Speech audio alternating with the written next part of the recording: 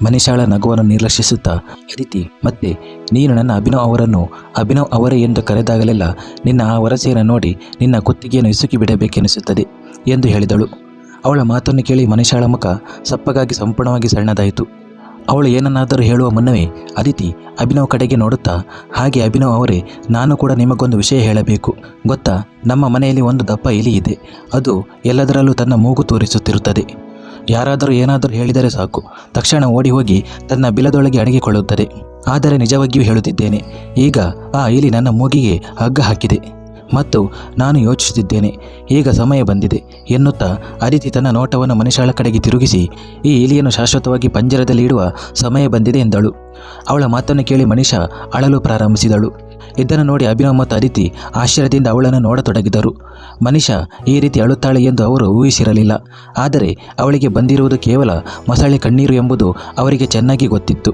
ಹಾಗಾಗಿ ಅವಳ ಕಣ್ಣೀರಿನಿಂದ ಅವರಿಗೆ ಯಾವುದೇ ವ್ಯತ್ಯಾಸವಾಗಲಿಲ್ಲ. ಆದರೆ ಮನಿಷಾ ಅಳುತ್ತಾ, ನೀನು ಇಲಿ ಎಂದು ಹೇಳುತ್ತಿರುವುದು ನನಗೆ ತಾನೇ ಎಂದಳು. ಅಯ್ಯೋ ಇಲ್ಲಪ್ಪ, ಇಲ್ಲ. ನಿನ್ನನ್ನು ಇಲಿ ಎಂದು ಕರೆಯುವಷ್ಟು ಧೈರ್ಯ ನನಗಿದೆಯೇ? ಮತ್ತು ಇಲಿ ಎಂಬ ಪದ ನಿನಗೆ ಒಪ್ಪುವುದೂ ಇಲ್ಲ. ನಿನ್ನನ್ನು ದಪ್ಪ ಎಮ್ಮೆ ಎಂದು ಕರೆಯಬೇಕು ಎಂದು ಅದಿತಿ ಕೋಪದಿಂದ ಹೇಳಿದಳು. ನಂತರ ಅಭಿನವ್ ಕಡೆಗೆ ನೋಡುತ್ತಾ, ಇದು ನನ್ನ ಮನೆ, ಯಾವುದೇ ದನದ ಕೊಟ್ಟಿಗೆಯಲ್ಲ. ಇಲ್ಲಿ ಹಸು ಎಮ್ಮೆಗಳು ಎದ್ದು ತಿಂದು ಮತ್ತಷ್ಟು ದಪ್ಪಗಾಗಲು ಎಂದಳು. ಇಷ್ಟನ್ನು ಹೇಳಿ ಅವಳು ಅವನ ಜೊತೆಗೆ ಮುನ್ನಡೆದಳು. ಮನಿಷಾ ಮುಖ ಸಿಂಡರಿಸಿಕೊಂಡು ಅವಳನ್ನೇ ನೋಡುತ್ತಾ ನಿಂತಿದ್ದಳು. ಅವಳ ಮಾತುಗಳನ್ನು ಕೇಳಿ ಅಭಿನವ್ ನಗುತ್ತಿದ್ದ, ಜೊತೆಗೆ ಅದಿತಿಯೂ ಕೂಡ. ಅದಿತಿ ಹಾಗೆಯೇ ನಗುತ್ತಾ ಕಾರಿನ ಕಡೆಗೆ ಹೆಜ್ಜೆ ಇಡತೊಡಗಿದಳು. ಅಭಿನವ್ ಅವಳ ಕೈ ಹಿಡಿದು ತಡೆಯುತ್ತಾ, ನಾವು ಎಲ್ಲೂ ಹೊರಗೆ ಹೋಗಬೇಕಾಗಿಲ್ಲ ಎಂದನು. ಆದರೆ ನೀವೇ ಹೇಳಿದ್ರಲ್ಲ ನಾವು ಹೊರಗೆ ಹೋಗಬೇಕು ಅಂತ. ಹೊರಗೆ ಹೋಗಬೇಕು, ಆದರೆ ಅದಕ್ಕಿಂತ ಮುಂಚೆ ಒಂದು ಸಣ್ಣ ಕೆಲಸ ಮಾಡಬೇಕಾಗಿದೆ. ನೀನು ನನ್ನ ಜೊತೆಗೆ ಬಾ ಎನ್ನುತ್ತಾ ಅಭಿನವ್ ಅದಿತಿಯ ಕೈ ಹಿಡಿದು ಅವಳನ್ನು ಬೇಸ್ಮೆಂಟ್ನತ್ತ ಕರೆದೊಯ್ಯಲು ಆರಂಭಿಸಿದನು. ಅದಿತಿ ಸಂಪೂರ್ಣವಾಗಿ ಆಶ್ಚರ್ಯಚಕಿತಳಾದಳು. ತಮ್ಮ ಮನೆಯಲ್ಲಿ ಒಂದು ಬೇಸ್ಮೆಂಟ್ ಕೂಡ ಇದೆ ಎಂಬುದು ಅವಳಿಗೆ ತಿಳಿದೇ ಇರಲಿಲ್ಲ. ಹೊರಗಿನಿಂದ ಅದು ಕೇವಲ ಒಂದು ಸ್ಟೋರ್ ರೂಮ್ ತರಹ ಕಾಣಿಸುತ್ತಿತ್ತು. ಆದರೆ ಆ ಕೋಣೆಯ ಒಳಗೆ ಬಂದರೆ ಆ ದಾರಿ ಬೇಸ್ಮೆಂಟ್ ಕಡೆಗೆ ಹೋಗುತ್ತಿತ್ತು. ಇಬ್ಬರು ಕೆಳಗೆ ಬಂದ ತಕ್ಷಣ ಎದುರಿಗಿದ್ದ ದೃಶ್ಯವನ್ನು ನೋಡಿ ಅದಿತಿಯ ಕಣ್ಣುಗಳು ಅರಳಿದವು ಮತ್ತು ಅವಳ ಹೃದಯ ನಡುಗಲಾರಂಭಿಸಿತು. ಏಕೆಂದರೆ ಅಲ್ಲಿ ಹಲವು ಜನರು ಒಟ್ಟಿಗೆ ಅಳುತ್ತಿರುವ ಧ್ವನಿಗಳು ಪ್ರತಿಧ್ವನಿಸುತ್ತಿದ್ದವು. ಅವಳು ಆಶ್ಚರ್ಯದಿಂದ ಅಭಿನವನ ಕಡೆಗೆ ನೋಡಿ ಅವನ ಕೈಯನ್ನು ಗಟ್ಟಿಯಾಗಿ ಹಿಡಿದುಕೊಳ್ಳುತ್ತಾ, ನೀವು ನನ್ನನ್ನು ಎಲ್ಲಿಗೆ ಕರೆದುಕೊಂಡು ಹೋಗುತ್ತಿದ್ದೀರಿ ಎಂದು ಕೇಳಿದಳು. ಕೆಲವು ಅಪೂರ್ಣ ಕೆಲಸಗಳಿದ್ದವು. ಅವು ನಿನ್ನ ಕೈಯಿಂದ ಮಾತ್ರ ಪೂರ್ಣಗೊಳ್ಳಲು ಸಾಧ್ಯವಿತ್ತು. ಅದಕ್ಕಾಗಿಯೇ ಅದೇ ಕೆಲಸವನ್ನು ಮುಗಿಸಲು ನಿನ್ನನ್ನು ಇಲ್ಲಿಗೆ ಕರೆತಂದಿದ್ದೇನೆ ಎಂದು ಹೇಳುತ್ತಾ ಅಭಿನವ್ ಅವಳನ್ನು ತನ್ನ ತೋಳುಗಳಲ್ಲಿ ಆಸರೆ ನೀಡಿ ಮುನ್ನಡೆದನು. ಅದಿತಿಯ ನೋಟ ಎದುರಿಗೆ ಬೀಳುತ್ತಿದ್ದಂತೆ ಅವಳು ತಕ್ಷಣ ತಿರುಗಿ ಅಭಿನವನನ್ನು ಅಪ್ಪಿಕೊಂಡು ನಡುಗತೊಡಗಿದಳು. ಆಗ ಅಭಿನವ್ ಅವಳ ಮುಖವನ್ನು ತನ್ನ ಕೈಗಳಲ್ಲಿ ಹಿಡಿದು, ನೀನು ಹೆದರುವ ಅಗತ್ಯವಿಲ್ಲ. ನಿನ್ನ ಅಭಿನವ್ ನಿನ್ನ ಜೊತೆಯಲ್ಲಿ ಇದ್ದಾರೆ ತಾನೆ ಎಂದನು. ಅವರೆಲ್ಲ ಯಾರು ಎಂದು ಅವಳ ಭಯದಿಂದ ತೀವ್ರವಾಗಿ ನಡುಗುತ್ತಾ ಹಿಂದಕ್ಕೆ ಬೆರಳು ಮಾಡಿ ತೋರಿಸುತ್ತಾ ತಡಬಡಿಸುತ್ತಾ ಕೇಳಿದಳು.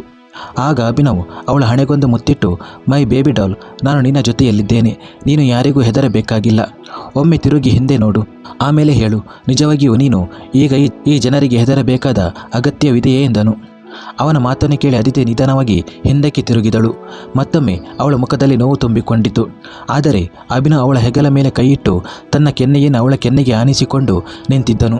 ಅದಿತಿಗೆ ಎಲ್ಲವೂ ಅರ್ಥವಾಗುತ್ತಿದ್ದಂತೆ ಅವಳ ಕಣ್ಣುಗಳು ಅರಳಿದವು. ಅವಳ ಮುಖದಲ್ಲಿದ್ದ ಭಯ ಮಾಯವಾಗಿ ಕಣ್ಣುಗಳಲ್ಲಿ ತೀವ್ರವಾದ ದ್ವೇಷ ತುಂಬಿಕೊಳ್ಳಲಾರಂಭಿಸಿತು. ಇದೆಲ್ಲವೂ ಇಲ್ಲಿ ಇವರ ಈ ಪರಿಸ್ಥಿತಿ ಎಂದು ಅದಿತಿ ಲಘುವಾಗಿ ಅಭಿನವನ ಕಡೆಗೆ ನೋಡಿ ಕೇಳಿದಳು. ಆಗ ಅಭಿನವ್ ಅವಳನ್ನು ಹಿಂದಿನಿಂದಲೇ ತನ್ನ ತೋಳುಗಳಲ್ಲಿ ಮತ್ತಷ್ಟು ಗಟ್ಟಿಯಾಗಿ ಆಲಂಗಿಸುತ್ತಾ, ಯಾರಾದರೂ ನನಗೆ ಗಾಯ ಮಾಡಿದರೆ ನಾನು ಕೇವಲ ಆ ಗಾಯಕ್ಕೆ ಚಿಕಿತ್ಸೆ ನೀಡುವುದಿಲ್ಲ, ಆ ಗಾಯ ಮಾಡಿದವರನ್ನು ಬೇರು ಸಮೇತ ಕಿತ್ತೆಸೆದು ಬಿಡುತ್ತೇನೆ. ಇವರೆಲ್ಲ ಬಹುಶಃ ಆ ದಿನವೇ ಸತ್ತು ಹೋಗುತ್ತಿದ್ದರು. ಆದರೆ ನಾನು ಇವರನ್ನು ಬದುಕಿಸಿಬಿಟ್ಟೆ, ಏಕೆಂದರೆ ಇವರನ್ನು ಕೊಲ್ಲಲು ನನಗೆ ಇಷ್ಟವಿರಲಿಲ್ಲ. ಇವರ ಸಾವನ್ನು ನೀನೇ ನಿನ್ನ ಸ್ವಂತ ಕೈಯಿಂದ ಬರೆಯಬೇಕೆಂದು ನಾನು ಬಯಸುತ್ತೇನೆ. ನಿನಗೆ ಇವರನ್ನು ಹೇಗೆ ಕೊಲ್ಲಬೇಕೋ ಹಾಗೆ ಕೊಲ್ಲು. ಇವರಿಗೆ ಯಾವ ರೀತಿಯ ನೋವು ಕೊಡಬೇಕೋ ಕೊಡು. ಆದರೆ ನೆನಪಿರಲಿ, ಇದರ ನಂತರ ಈ ಜನರು ನಿನ್ನ ಮನಸ್ಸಿನಲ್ಲಿ ಎಂದಿಗೂ ಬರಬಾರದು ಎಂದನು. ಅದಿತಿ ಮತ್ತೊಮ್ಮೆ ಎದುರಿಗೆ ನೋಡಿದಾಗ ಒಂದು ಕಡೆ ಕಾಳಿಂದಿ ಮತ್ತು ದನಿ ಇದ್ದರೆ ಇನ್ನೊಂದು ಕಡೆ ರಘು ಮತ್ತು ನಾಗರ್ ಇದ್ದರು.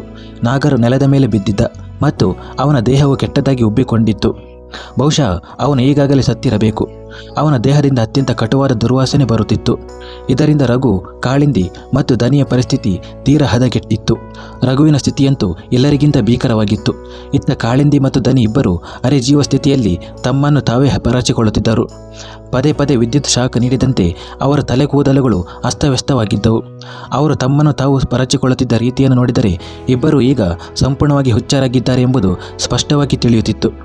ಪ್ಲೀಸ್ ಜಾನ್, ನನ್ನನ್ನು ಇಲ್ಲಿಂದ ಕರೆದುಕೊಂಡು ಹೋಗಿ, ನನಗೆ ಇಲ್ಲಿ ಇರಲು ಸಾಧ್ಯವಿಲ್ಲ ಎಂದು ಅದಿತಿ ಬೇಡಿಕೊಂಡಳು. ನನಗೆ ಇಲ್ಲಿ ಉಸಿರುಗಟ್ಟಿದಂತಾಗುತ್ತಿದೆ ಎಂದು ಅದಿತಿ ತಕ್ಷಣವೇ ತಿರುಗಿ ಅಭಿನವನ ಎದೆಗೆ ಅಪ್ಪಿಕೊಂಡು ಹೇಳಿದಳು. ಅವಳನ್ನು ಈ ಸ್ಥಿತಿಯಲ್ಲಿ ನೋಡಿ ಅಭಿನವ್ಗೆ ಸ್ವಲ್ಪವೂ ಇಷ್ಟವಾಗಲಿಲ್ಲ. ಆದರೆ ಅವನು ಅದಿತಿಯನ್ನು ಇಲ್ಲಿಂದ ಹಾಗೆಯೇ ಕರೆದುಕೊಂಡು ಹೋಗಲು ಖಂಡಿತ ಸಿದ್ಧನಿರಲಿಲ್ಲ. ಅದಕ್ಕಾಗಿ ಅವನು ಅವಳ ಹೆಗಲನ್ನು ಹಿಡಿದು ಮತ್ತೊಮ್ಮೆ ಅವರ ಕಡೆಗೆ ತಿರುಗಿಸುತ್ತಾ, ಸಾರಿ ಬೇಬಿ ಡಾಲ್, ನಿನ್ನ ಅಭಿನವ್ ನಿನ್ನ ಪ್ರತಿಯೊಂದು ಮಾತನ್ನು ಶಿರಸಾವಹಿಸಿ ಪಾಲಿಸುತ್ತಾನೆ. ಆದರೆ ನಿನ್ನ ಈ ಒಂದು ಮಾತನ್ನು ಮಾತ್ರ ಅವನಿಗೆ ಒಪ್ಪಲು ಸಾಧ್ಯವಿಲ್ಲ. ನೀನು ನಿನ್ನ ಸ್ವಂತ ಕೈಯಿಂದ ಇವರಿಗೆ ಶಿಕ್ಷೆ ನೀಡುವವರೆಗೂ ನಾವು ಇಲ್ಲಿಂದ ಹೊರಗೆ ಹೋಗುವುದಿಲ್ಲ. ಏಕೆಂದರೆ ನೀನು ಇವರಿಗೆ ಶಿಕ್ಷೆ ನೀಡದ ಹೊರತು ನನಗೆ ಉಸಿರುಗಟ್ಟುತ್ತಲೇ ಇರುತ್ತದೆ ಎಂದನು. ಅದಿತಿ ತನ್ನ ಕಣ್ಣುಗಳನ್ನು ಮುಚ್ಚಿಕೊಂಡಿದ್ದಳು.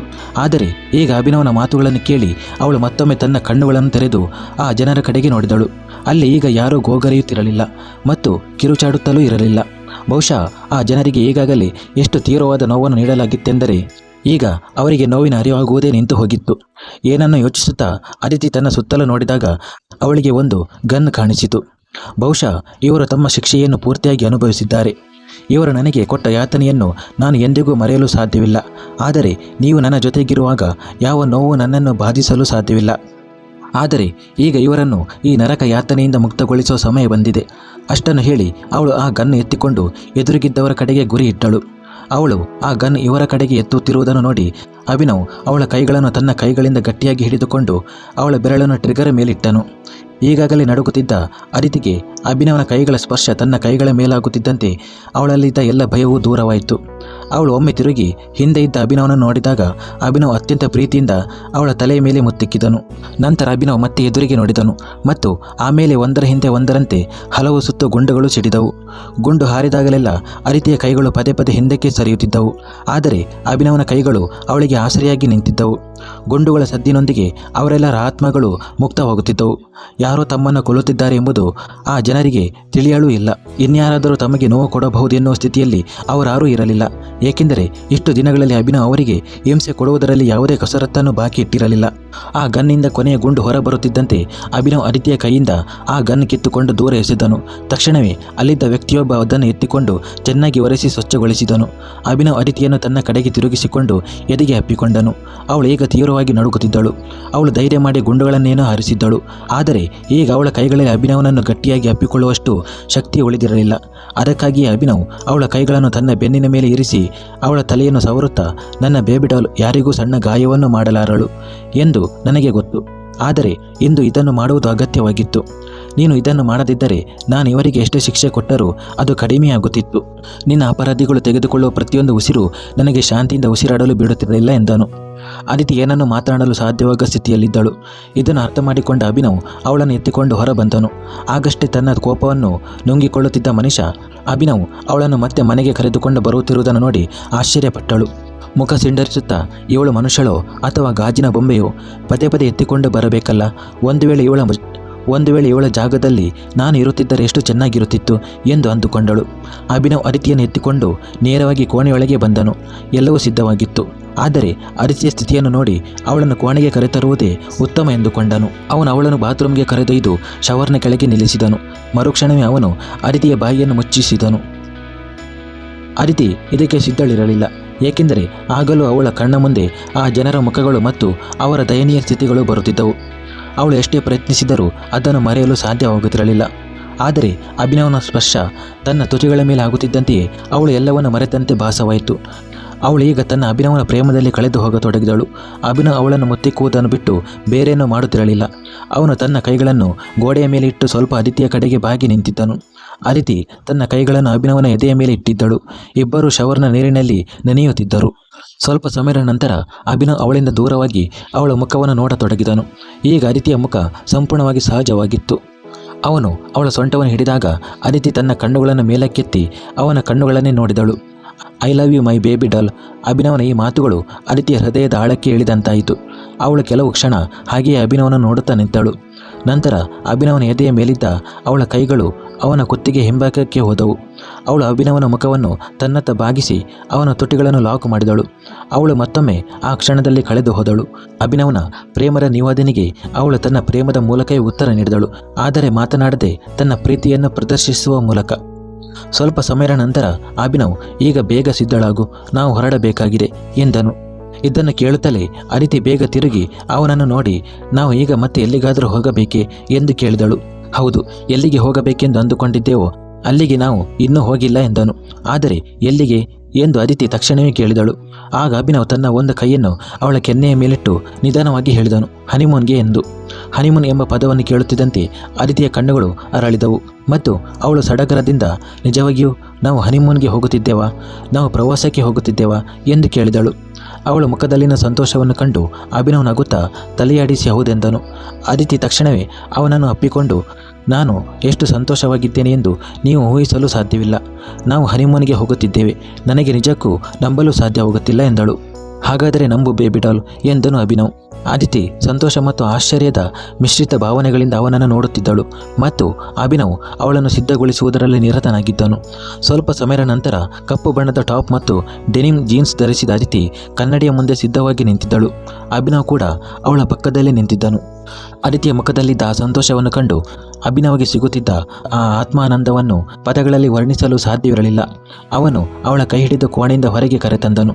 ನಂತರ ಇಬ್ಬರು ಮನೆಯಿಂದ ಹೊರಬಂದು ಗಾಡಿಯಲ್ಲಿ ಕುಳಿತು ಅಲ್ಲಿಂದ ಹೊರಟರು. ತನ್ನ ಎದುರಿಗಿದ್ದ ಪ್ರೈವೇಟ್ ಜೆಟ್ ನೋಡಿ ಅದಿತಿಯ ಕಣ್ಣುಗಳು ಕೇವಲ ಅರಳಿದಷ್ಟೇ ಅಲ್ಲ, ಅವಳು ಕಣ್ಣು ಮಿಟುಕಿಸುವುದನ್ನು ಮರೆತು ಬಿಟ್ಟಿದ್ದಳು. ಅವಳು ಅಭಿನವನ ಕಡೆಗೆ ನೋಡಿದಳು. ಅವನು ಮೊದಲಿನಿಂದಲೂ ಅವಳನ್ನೇ ನಗುತ್ತಾ ನೋಡುತ್ತಿದ್ದನು. ಅವನು ಅವಳನ್ನು ಕರೆದುಕೊಂಡು ಪ್ರೈವೇಟ್ ಜೆಟ್ನತ್ತ ಹೆಜ್ಜೆ ಇಟ್ಟನು. ಅದಿತಿಗೆ ಮೊದಮೊದಲು ಸ್ವಲ್ಪ ಭಯವಾಗುತ್ತಿತ್ತು, ಏಕೆಂದರೆ ಅವಳು ಎಂದಿಗೂ ವಿಮಾನದಲ್ಲಿ ಪ್ರಯಾಣಿಸಿರಲಿಲ್ಲ. ಆದರೆ ಹೌದು, ಇದು ಅವಳ ಒಂದು ಕನಸಾಗಿತ್ತು. ಈ ಕನಸಿನ ಬಗ್ಗೆ ಅಭಿನವ್ಗೆ ತಿಳಿದಿದ್ದು ಅದಿತಿಯ ಆರೋಗ್ಯ ಹದಗೆಟ್ಟಿದ್ದಾಗ ಮತ್ತು ಅವಳು ತನ್ನ ನೆನಪನ್ನು ಮರೆತಿದ್ದಾಗ, ಅಥವಾ ಅವಳು ಕೇವಲ ಅಭಿನವನನ್ನು ಮಾತ್ರ ಮರೆತಿದ್ದ ದಿನಗಳಲ್ಲಿ. ಇಬ್ಬರು ಪ್ರೈವೇಟ್ ಜೆಟ್ನಲ್ಲಿ ಕುಳಿತು ತಮ್ಮ ಹನಿಮೂನ್ಗಾಗಿ ಹೊರಟರು ಮತ್ತು ಅವರ ಮೊದಲ ತಾಣ ಥೈಲ್ಯಾಂಡ್ ಆಗಿತ್ತು. ಅದಿತಿಯ ಮೂಡ್ ಈಗ ಸಂಪೂರ್ಣವಾಗಿ ಬದಲಾಗಿತ್ತು.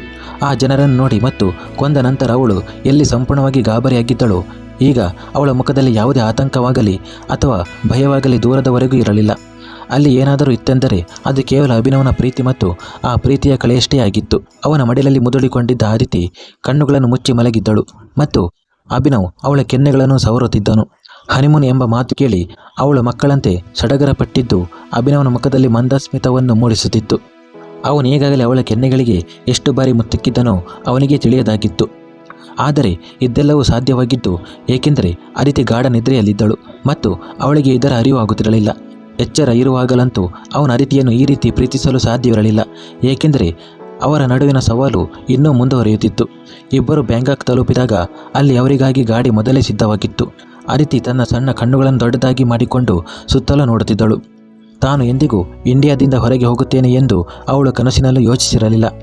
ಅವಳು ಆ ವೇಶ್ಯಾವಾಟಿಕೆಗೆ ಸಿಲುಕಿದ್ದಾಗ ಆ ಜಾಗದಿಂದ ಎಂದಾದರೂ ಹೊರಬರಲು ಸಾಧ್ಯವಾದೀತು ಎಂಬ ಆಸೆಯನ್ನೇ ಅವಳು ಸಂಪೂರ್ಣವಾಗಿ ಕೈಬಿಟ್ಟಿದ್ದ ಒಂದು ಕಾಲವಿತ್ತು. ಮತ್ತು ನಂತರ ಅಭಿನವ್ ಅವಳನ್ನು ತನ್ನ ಮನೆಗೆ ಕರೆತಂದು ಅವಳಿಗೆ ಅಷ್ಟೊಂದು ಪ್ರೀತಿ ಕೊಡುವುದು, ಅಷ್ಟಾಗಿ ಕಾಳಜಿ ವಹಿಸುವುದು, ಅವಳನ್ನು ಪೂರ್ಣ ಹುಚ್ಚನನ್ನಾಗಿಸಿಕೊಳ್ಳುವುದು, ಇವೆಲ್ಲವನ್ನು ಅವಳು ಎಲ್ಲಿ ಯೋಚಿಸಿದ್ದಳು? ಗಾಡಿಯಲ್ಲಿ ಕೂಡ ಅಭಿನವ್ ತನ್ನ ಬೇಬಿ ಡಾಲನ್ನು ತನ್ನ ಮಡಿಲಿನಲ್ಲಿ ಕೂರಿಸಿಕೊಂಡಿದ್ದನು. ಇಬ್ಬರು ಇಡೀ ಒಂದು ದಿನದ ಪ್ರಯಾಣದ ನಂತರ ಅಲ್ಲಿಗೆ ತಲುಪಿದ್ದರು. ಹಾಗಾಗಿ ತುಂಬ ಸುಸ್ತಾಗಿದ್ದರು. ರೆಸಾರ್ಟ್ಗೆ ಬರುವಷ್ಟರಲ್ಲಿ ಅದಿತಿಯ ಕಣ್ಣುಗಳು ಸಂಪೂರ್ಣವಾಗಿ ಮುಚ್ಚಿ ಹೋಗಿದ್ದವು. ಅಭಿನವ್ ಅವರಿಗಾಗಿ ಸಮುದ್ರ ತೀರದಲ್ಲಿರುವ ಒಂದು ರೆಸಾರ್ಟ್ ಬುಕ್ ಮಾಡಿದ್ದನು. ಅದು ಕರಾವಳಿಯ ಮಧ್ಯಭಾಗದಲ್ಲೇ ಇತ್ತು. ಸಾಮಾನ್ಯವಾಗಿ ಇಲ್ಲಿಗೆ ಎಲ್ಲರಿಗೂ ಬರಲು ಅನುಮತಿ ಇರುತ್ತಿತ್ತು. ಆದರೆ ತನ್ನ ಹನಿಮೂನನ್ನು ವಿಶೇಷವಾಗಿಸಲು ಅಭಿನವ್ ಆ ರೆಸಾರ್ಟನ್ನು ಕೆಲವು ದಿನಗಳವರೆಗೆ ತನ್ನ ಹೆಸರಿನಲ್ಲೇ ಕಾಯ್ದಿರಿಸಿದ್ದನು. ಇಲ್ಲಿ ಅವನ ಜೊತೆಗೆ ಅವನ ಕೆಲವು ಅಂಗರಕ್ಷಕರು ಬಂದಿದ್ದರು. ಆದರೆ ಅವರ ವಾಸ್ತವ್ಯಕ್ಕೆ ಅಭಿನವ್ ಬೇರೆ ಕಡೆ ವ್ಯವಸ್ಥೆ ಮಾಡಿದ್ದನು. ಸದ್ಯಕ್ಕಂತೂ ಅವನು ಕೇವಲ ತನ್ನ ಬೇಬಿಡಾಲ್ ಜೊತೆ ಮಾತ್ರ ಏಕಾಂತವಾಗಿರಲು ಬಯಸಿದ್ದನು. ಅದಿತಿ ಇದುವರೆಗೆ ಕಣ್ಣುಗಳನ್ನು ಮುಚ್ಚಿಕೊಂಡು ಸುಸ್ತಾಗಿರುವಂತೆ ನಾಟಕ ಮಾಡುತ್ತಿದ್ದಳು. ಅವಳು ಕೋಣೆಗೆ ತಲುಪುತ್ತಿದ್ದಂತೆ ಇದ್ದಕ್ಕಿದ್ದಂತೆ ಅವಳ ಕಣ್ಣುಗಳು ತೆರೆದುಕೊಂಡವು ಮತ್ತು ರೂಮಿಗೆ ಬರುತ್ತಿದ್ದಂತೆಯೇ ಅವಳು ಅಭಿನವನು ಎಳೆದು ತನ್ನ ಎದೆಗೆ ಹಪ್ಪಿಕೊಂಡಳು. ಅಭಿನವ್ ಕೂಡ ಅವಳ ಬೆನ್ನಿನ ಮೇಲೆ ತನ್ನ ಕೈಗಳನ್ನು ಮತ್ತಷ್ಟು ಗಟ್ಟಿಗೊಳಿಸುತ್ತಾ, ಆದರೆ ನನಗೆ ಅನಿಸುತ್ತದೆ ನೀನು ಸ್ವಲ್ಪ ಸಮಯ ಮಲಗಬೇಕು. ಈಗ ತಾನೇ ನಾವು ಇಷ್ಟು ದೀರ್ಘ ಪ್ರಯಾಣ ಮುಗಿಸಿ ಬಂದಿದ್ದೇವೆ ಎಂದನು. ಆದರೆ ಅವನ ಮಾತು ಮುಗಿಯುವ ಮುನ್ನವೇ ಅದಿತಿ ಅವನ ಮಾತನ್ನು ಮಧ್ಯದಲ್ಲೇ ಕತ್ತರಿಸಿ, 17 ಗಂಟೆಗಳು, ಇಡೀ 17 ಗಂಟೆಗಳನ್ನು ನಾನು ಫ್ಲೈಟ್ನಲ್ಲಿ ನಿದ್ದೆ ಮಾಡುತ್ತಲೇ ಕಳೆದಿದ್ದೇನೆ ಮತ್ತು 2 ಗಂಟೆ ಗಾಡಿಯಲ್ಲಿ. ನಾನು ಈಗಲೂ ಮಲಗುತ್ತಿದ್ದರೆ ನಾವು ಒಬ್ಬರಿಗೊಬ್ಬರು ಸಮಯ ಕಳೆಯುವುದು ಯಾವಾಗ? ನನಗೆ ಶಾಪಿಂಗ್ ಕೂಡ ಮಾಡಬೇಕಿದೆ, ಇಡೀ ಥೈಲ್ಯಾಂಡ್ ಸುತ್ತಬೇಕಿದೆ ಮತ್ತು ನನಗೆ ಹಾಗೂ ನಿಮಗೆ ತುಂಬ ಪ್ರೀತಿ ಮಾಡಬೇಕಿದೆ ಎಂದಳು. ಅವಳ ಕೊನೆಯ ಸಾಲನ್ನು ಕೇಳಿ ಅಭಿನವ್ಗೆ ನಗು ಬರಲಾರಂಭಿಸಿತು. ಈಗ ಅವನು ಅದಿತಿಯ ಸೊಂಟವನ್ನು ಹಿಡಿದು ಅವಳನ್ನು ತಕ್ಷಣವೇ ತಿರುಗಿಸಿ ಕೆಳಗೆ ಮಲಗಿಸಿದನು ಮತ್ತು ತಾನು ಅವಳ ಮೇಲಕ್ಕೆ ಬಂದನು. ಅದಿತಿಯ ಕಣ್ಣುಗಳಲ್ಲಿ ಅವನ ಮೇಲಿನ ಪ್ರೀತಿ ಸ್ಪಷ್ಟವಾಗಿ ಕಾಣಿಸುತ್ತಿತ್ತು. ಆದರೆ ಸದ್ಯಕ್ಕೆ ತನ್ನ ಬೇಬಿಡಾಲ್ ಜೊತೆ ಆಟವಾಡುವುದರಲ್ಲಿ ಅಭಿನವ್ಗೂ ತುಂಬ ಮಜಾ ಸಿಗುತ್ತಿತ್ತು. ಅವನು ಅವಳ ಕೈಗಳನ್ನು ಲಘುವಾಗಿ ತಿರುಗಿಸಿ ದಿಂಬಿಗೆ ಒರಗಿಸುತ್ತಾ, ಹಾಗಾದರೆ ನಿನ್ನ ಮನಸ್ಸು ನನಗೆ ಪ್ರೀತಿ ಮಾಡಬೇಕೆಂದಿದೆಯಾ ಎಂದನು. ಅಯ್ಯೋ, ಒಂದೋ ನೀವೇ ಹುಚ್ಚರಾಗಿದ್ದೀರಿ ಅಥವಾ ನನ್ನನ್ನು ಹುಚ್ಚಿ ಎಂದುಕೊಂಡಿದ್ದೀರಿ. ಇಂಡಿಯಾದಿಂದ ಥೈಲ್ಯಾಂಡಿಗೆ ನಾವು ಇಲ್ಲಿ ಮಲಗಲು ಬಂದಿಲ್ಲ. ಮೊದಲು ನೀವು ನನ್ನನ್ನು ಕಾಡಿಸುವುದನ್ನು ನಿಲ್ಲಿಸಿ, ಇಲ್ಲದಿದ್ದರೆ ನಿಜ ಹೇಳುತ್ತಿದ್ದೇನೆ, ನೀವು ತುಂಬ ಪಶ್ಚಾತ್ತಾಪ ಪಡುತ್ತೀರಿ ಎಂದಳು. ಹೌದಾ? ಹೌದೇನು? ನೀನು ಅಂಥದ್ದೇನು ಮಾಡ್ತೀಯಾ ಅಂತ ನನಗೆ ಪಶ್ಚಾತ್ತಾಪ ಆಗುತ್ತದೆ ಎಂದು ಅಭಿನವ್ ಕೇಳಿದನು.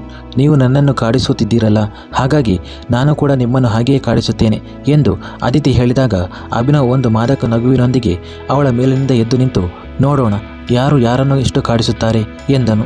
ಇಷ್ಟನ್ನು ಹೇಳಿ ಅವನು ನಗುತ್ತಾ ಹೊರಗೆ ಸೋಫಾದ ಮೇಲೆ ಕುಳಿತನು ಮತ್ತು ಅಲ್ಲಿಟ್ಟಿದ್ದ ಶಾಂಪೇನ್ ಬಾಟಲ್ ತೆರೆದು ಗ್ಲಾಸ್ಗೆ ಸುರಿಯಲಾರಂಭಿಸಿದನು. ಅದಿತಿ ಅವನನ್ನು ಕೋಪದಿಂದ ದಿಟ್ಟಿಸಿ ನೋಡಿ ಅವನ ಕಡೆಗೆ ಹೆಜ್ಜೆ ಇಟ್ಟಳು. ಅಭಿನವ್ ಒಂದೇ ಗ್ಲಾಸ್ನಲ್ಲಿ ಶಾಂಪೇನ್ ಸುರಿದಿದ್ದನು. ಆದರೆ ಅವನು ಆ ಗ್ಲಾಸನ್ನು ತನ್ನ ತುಟಿಗಳಿಗೆ ತಾಗಿಸುವ ಮುನ್ನವೇ ಅದಿತಿ ಬಂದು ಅವನ ಮಡಿಲಿನಲ್ಲಿ ಕುಳಿತಳು ಮತ್ತು ಆ ಗ್ಲಾಸನ್ನು ಅಭಿನವ್ನಿಂದ ಕಸಿದುಕೊಂಡು ಒಂದೇ ಉಸಿರಿಗೆ ಪೂರ್ತಿಯಾಗಿ ಕುಡಿದು ಮುಗಿಸಿದಳು. ಅದರ ನಂತರ ನಗುತ್ತಾ ಅದಿತಿ ಅವನ ಮಡಿಲಿನಿಂದ ಎದ್ದು ತನ್ನ ಬಟ್ಟೆಗಳನ್ನು ತೆಗೆದುಕೊಂಡು ಬಾತ್ರೂಮ್ನೊಳಗೆ ಹೋದಳು. ಅಭಿನವ್ ಆಶ್ಚರ್ಯದಿಂದ ಅವಳು ಹೋಗೋದನ್ನೇ ನೋಡುತ್ತಾ ನಿಂತಿದ್ದಳು. ಮುಂದುವರಿಯುವುದು.